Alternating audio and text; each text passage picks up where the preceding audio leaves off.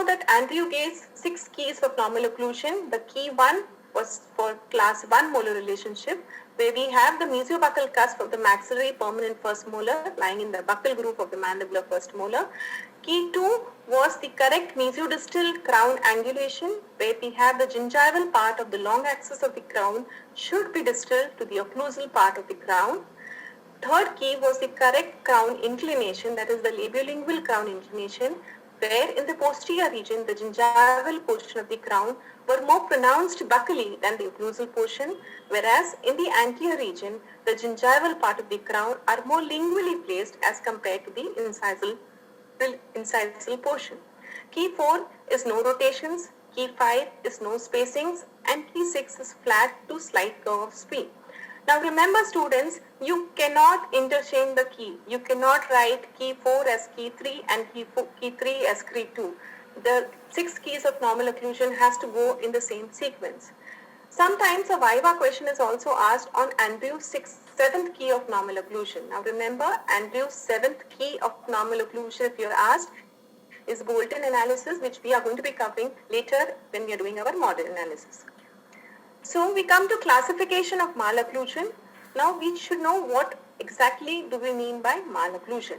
It is basically a condition in which there is deflection from the normal relationship of the teeth to the other teeth in the same arch or to the teeth in the opposing arch. Now malocclusion can further be classified into 2 types: skeletal malocclusion and dental malocclusion. Now the skeletal malocclusion can be of 3 different types: class 1 skeletal malocclusion, class 2 and class 3. Now class 1 stands for the position when the maxilla and mandible are in harmony with each other. Class 2, when the maxilla lies ahead of the mandible with reference to the anterior cranial base.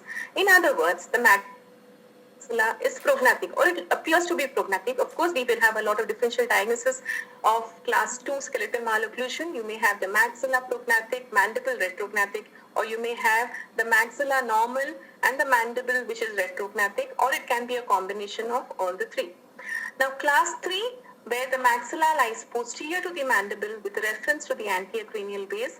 In other words, the maxilla is retrognathic. Now when we come to dental classification, we have had a lot of dental classifications in literature, but the most commonly and widely used classification is the Angles classification. Now Angel described 3 classes for malocclusion based on the occlusal relationship of the first molars. Class 1, where we had normal relationship of the molars, but the line of occlusion was incorrect because of the malpost teeth, rotations or any other causes. Class 2, where we have the lower molars distally positioned relative to the upper molars, but the line of occlusion was not specified. Class 3, when the lower molars were mesially positioned relative to the upper molars and the line of occlusion was again not specified. Now to cut the long story short, Angles class 1 malocclusion mainly means that the mesiobuccal cusp of the permanent maxillary molar lies in the buccal groove of the mandibular first molar. Dental irregularities such as crowding, spacing, rotations will definitely be seen, but the skeletal and muscle functions are normal. Now if I keep the same diagram on the board and if I have to describe Angles class 2 malocclusion, I would mean that the mesiobuccal cusp of the maxillary permanent molar lies ahead of the buccal groove of the mandibular first molar, whereas the Angles class 3 malocclusion would mean that the mesiobuccal cusp of the permanent maxillary molar lying distal to the buccal groove of the mandibular first molar. Now Angel further classified class 2 malocclusion into 2 types, that is division 1 and division 2, depending upon the position of the anteriors. In case the upper anteriors or the maxillary anteriors were proclined, he called it division 1, and when the anteriors were retroclined, he called it division 2. Now if I have to just compare between Angles class 2 division 1 and division 2, I would see that the overjet in case of division 1 will have increased, whereas in division 2 it is decreased. The profile is convex in case of division 1, and in case of division 2 it is straight or mildly convex. The lips are short and incompetent, whereas it is normal in case of division 2. The arch form is generally V-shaped in case of class 2 division 1, whereas in case of division 2, it is U-shaped or square. The most important aspect is the muscle activity because we see increased mentalis and buccinator muscle activity in class 2 division 1 malocclusion, whereas we see normal muscle activity in class 2 division 2 malocclusion. Coming to Angel's class 3 malocclusion, again it is divided into two types, true class 3 and pseudo class 3. Now true class 3 is basically because of the forward placement of the mandible, which may be because of a large mandible, a small maxilla, or it may be a combination problem. The overjet that is generally seen clinically may be normal or edge to edge, or you may see anterior crowding. But definitely in all the true class 3 cases, we see some sort of contraction in the upper arch. Coming to pseudo class 3, this type of malocclusion is generally produced by the forward movement of the mandible during jaw closure. Thus, it is also called as postural or habitual class 3 malocclusion. Now, some of the causes of pseudo class 3 malocclusions are presence of an occlusal prematurity, which may deflect the mandible forward. In case of premature loss of deciduous posteriors, the child generally tends to get the mandible forward because the child has to eat finally to establish contact in the anterior region so that he can start eating.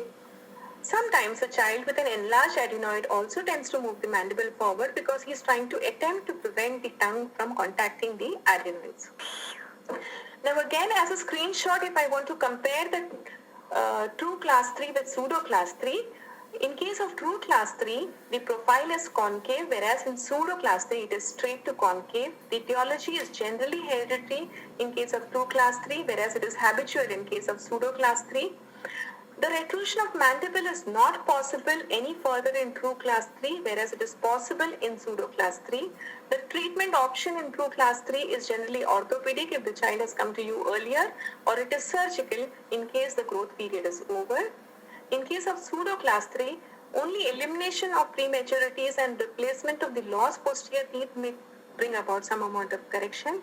However, if left untreated, true class 3 remains the same. There are no further changes, whereas the pseudo class 3 can get converted into a true class 3.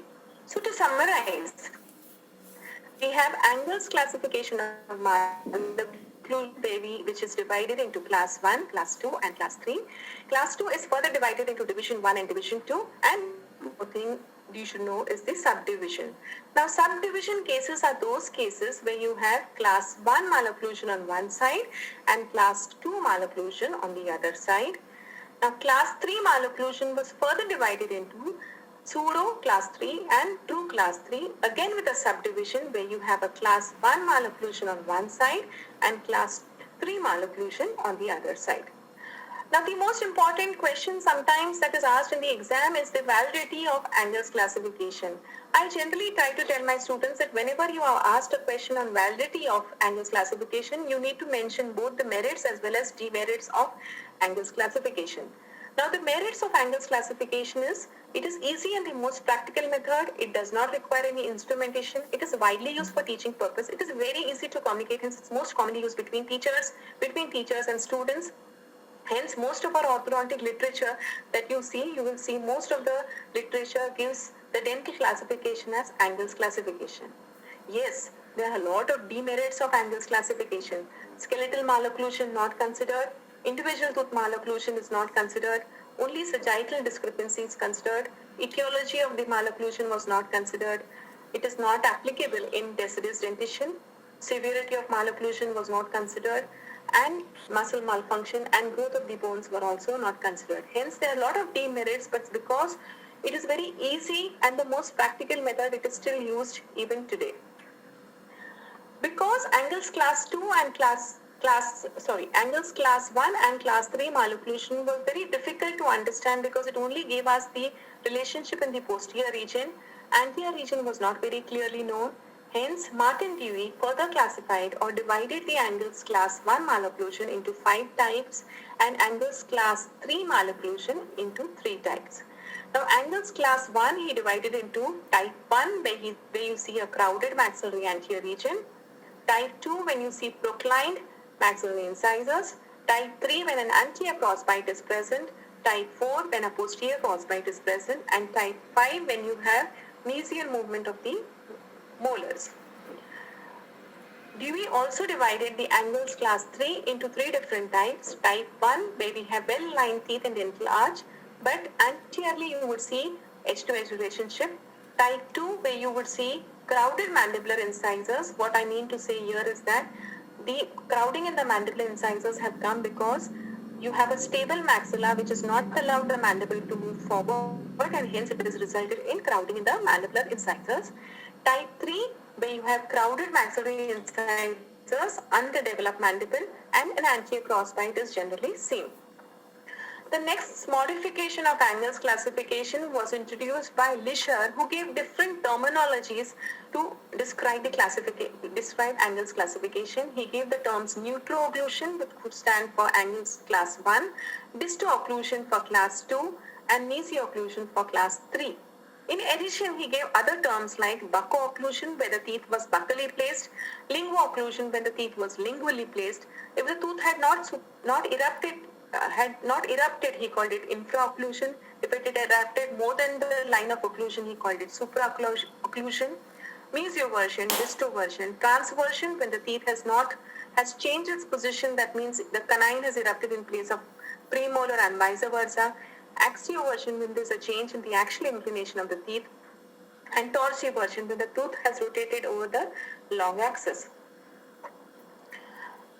All these classifications that we were talking about so far were the classifications which were only given in one plane of space, that is the anterior-posterior or the sagittal plane.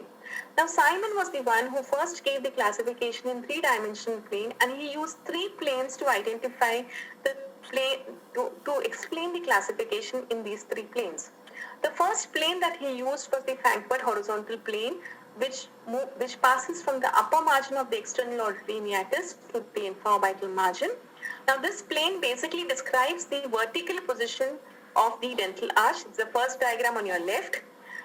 He said if the occlusal plane is closer to this Frankfurt horizontal plane, then he called this type of malocclusion to be attraction.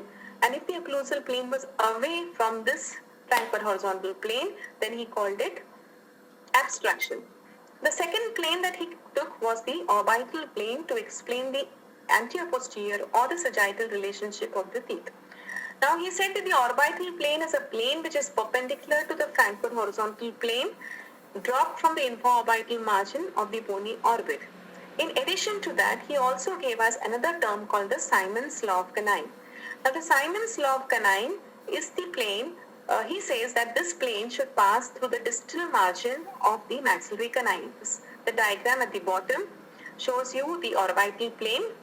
He called it retraction if the dental arch or a part of it was closer to this orbital plane, and he called it protraction if the dental arch or a part of it was farther away from the orbital plane.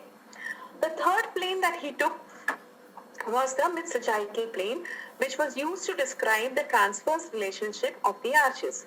He called it contraction if the dental arch was, or the part of it was closer to this mid-sagittal plane, the figure to your right hand side, and distraction if the dental arch or a part of it is farther away from the sagittal plane. This was a comprehensive classification, but there was one disadvantage of this classification. Simon never gave a normal value. So when he said that the occlusal plane should be closer or farther away, he did not give us a linear value for us to understand that what is close and what is far. So it became very difficult for people to start using this classification, hence it's not used so much. The next classification, which gives us the classification of malocclusion in three-dimensional plane, is the Ackermann-Profit classification. Now the Ackermann-Profit gave us a Venn diagram where he tried to incorporate both the skeletal, dental, and the profile relationship of a patient in his whole classification. Now what he did was he divided the malocclusion into 9 different groups, and he made a Venn diagram. So now the group 1 stands for intra-arch alignment. So you would mention anything that was ideal, or you could say crowding present in the teeth in either the upper and the lower arch, or spacing seen in the upper and the lower arch. Group 2 stood for profile. This would give us a little insight into even the skeletal type of malocclusion. That means the profile would tell us whether the patient is a convex patient. Convex patient would sort of try to tell us whether maybe the patient is a class 2 skeletal base. A straight profile indicating that the patient may be a skeletal class 1, and a concave profile indicating that the patient may be a skeletal class 3 type of a patient. Now, group 3 stood for all malocclusions in the transverse plane. Group 4 stood for malocclusions in the anterior-posterior plane, which again used the Angles classification. Group 5 stood for malocclusion in the vertical plane, the open bite and the deep bite. In addition to that, he also sort of merged the two planes also. So whenever the patient had a problem both in the transverse and the anterior-posterior plane, he called it group 6. When the patients had problem in the anterior-posterior and the vertical plane, he called it group 7. Group 8 when the patient had problem in the vertical and the transverse plane, and group 9 when the patient had a combination of all the problems. So if the patient had say a cross bite, you could say the patient had a contracted arch and an open bite, you would call it group 8, and so far and so forth. Now again, coming to the validity of Ackermann-Profit classification, it explained the complexities of malocclusion very beautifully. It tried to incorporate a lot of things into it, both skeletal, dental. All the three planes of space were included. There was a sort of differentiation between the skeletal and dental problems. The profile was also considered only classification you could say where even the profile was considered. The arch length problems like crowding and spacing were also evaluated. It helped in complete diagnosis and treatment planning, definitely. The demerits were etiology was not considered and it was based on static occlusion. But remember, this classification was very tedious for me to understand. Suppose somebody tells me it is an Ackermann group 8 classification, then it takes me some time to understand, okay, it is going to be involving the vertical as well as the transverse plane. But yes, definitely this analysis or this classification plays a very important role if you are making a software where you are trying to put in the different classifications or different type of malocclusion. So if you are building up a software, yes, Ackermann-Profit classification will definitely help you. Coming to the etiology of malocclusion. Now the etiology of malocclusion is basically the study of the causes of malocclusion. Now comprehensive orthodontic management should involve identification of the possible etiological factors and an attempt to eliminate the same, because we know that once the orthodontic treatment is over, if we have not corrected the etiology, then there's a chance that the treatment might relapse. And sometimes if we know that the etiology is a problem, then we may need to also modify our retention protocols. Now there are various classifications that are available in our literature, some given by Profit, Weiden-Gardner, Salzman, Moyers, Graeber. But the Graeber's classification is the most simplest and the widely used, and it's good for you at a final year level. Now, Graeber classified malocclusion on the basis of general and local factors. Now, local factors are basically factors which are going to be involving your teeth and your oral cavity, most of which you have already covered in your third year oral anatomy. But why is it more important to us? Because if there is any anomaly in the tooth size or the shape or the position, then there is bound to be some sort of malocclusion, and that will have to be factored in when we are doing our diagnosis. Now, the general factors are heredity, congenital, the environmental factors like prenatal and postnatal problems, predisposing metabolic features, metabolic diseases like diabetes, and which will have an effect on the periodontium, and hence we have to consider that during our treatment planning, dietary problems, abnormal pressure habits, the posture of the patient, and definitely trauma and accidents.